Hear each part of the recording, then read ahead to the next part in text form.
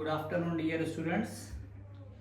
So today we are going to start anatomy of flowering plant chapter. I think you know that morphology are nothing but study of external features of the organisms. Now here we are going to start about the anatomy. Anatomy are nothing but study of internal structure of the living organisms. So here the name of the topic is anatomy of flowering plants. Flowering plants are nothing but what? That is angiosperm. Flowering is what? Angiosperm.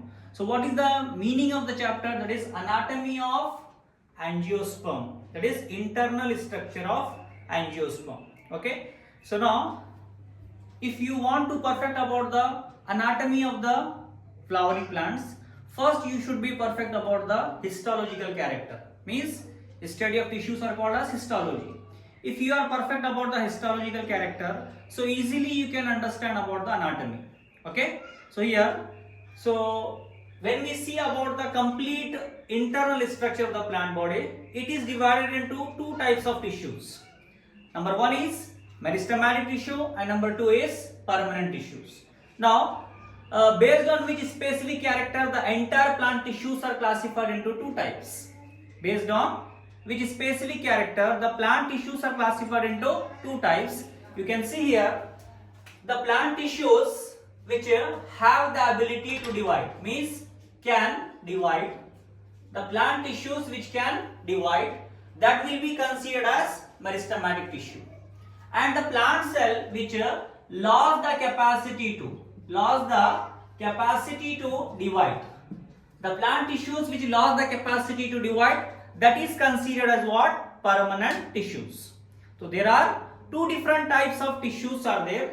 Number one is meristematic and number two is permanent. The plant tissues which have the ability to divide, that is called as meristematic, and the plant tissues which lost the capacity to divide, that is called as what? Permanent. Now the meristematic tissues which can divide, further they are divided into 9 categories.